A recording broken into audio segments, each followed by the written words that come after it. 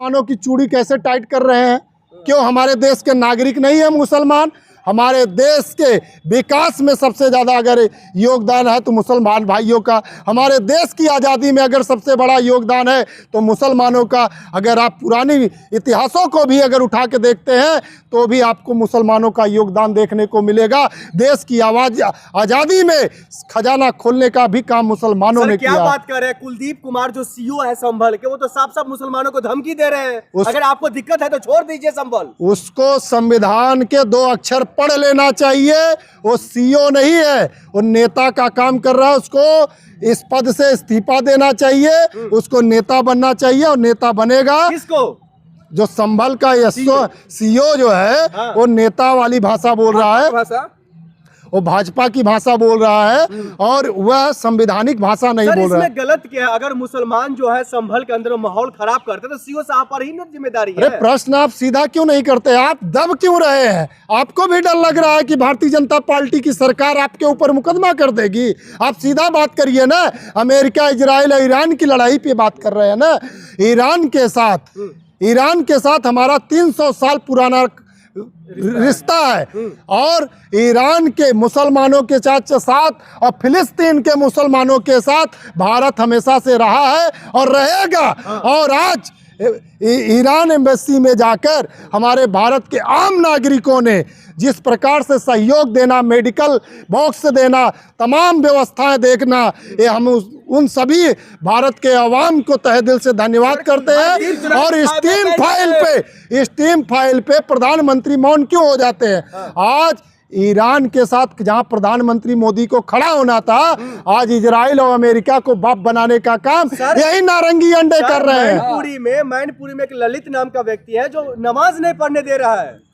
SHO है ललित भाटी, अधिकारी है। अरे तो हम तो कह तो रहे हैं, ये भारतीय जनता पार्टी के रिमोट पे इशारे पे नाचने वाले, घघरा चोली वाले यही लोग हैं। तो सीधा मुद्दे पे बात करते हैं।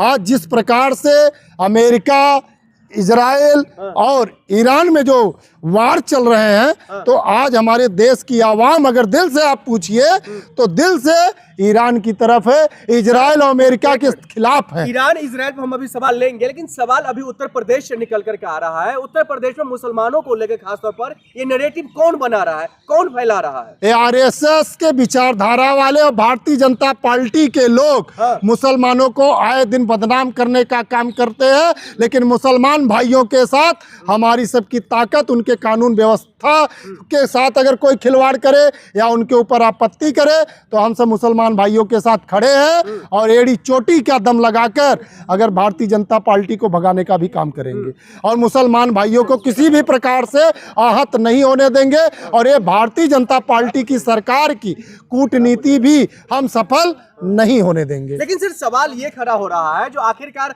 आप कह रहे हैं मुसलमानों के खिलाफ जो है, मुसलमानों को लेकर के नैरेटिव फैला रही है भारतीय जनता पार्टी, वो तो सबका साथ और पहले तो आप जैसे सोशल मीडिया वाले और नेशनल मीडिया वालों को मैं हाथ जोड़ के निवेदन करना चाहता हूं कि ईश्वर अल्लाह तेरो नाम सबको सम्मति दे भगवान। तो हमारे इस भारत भूमि में ये लोकतंत्र सबको सामान्य अधिकार देता है और आप मुसलमान, ईसाई, सिख, हिंदू कहकर देश को बांटने का काम मत करिए। आप सबसे मेरा यही अनुरोध है। सर, कंगना रनौत जो है राहुल गांधी को टपोरी कह रही है। कंगना रनौत कह रही है राहुल गांधी जब भी संसद भवन के अंदर में आते हैं तो हम जैसे महिलाएं असहज महसूस करती है। आप चाणक्य नीति कुछ पढ़े हैं कि नहीं पढ़े हैं? चाणक्य नीति के बारे में जानते हैं? तो जो औरत चरित्रहीन हो और हमारे देश की आवाम ने देखा है कि हॉलीवुड, बॉलीवुड में किस प्रकार से उसके शरीर का वीडियो वायरल होते हैं।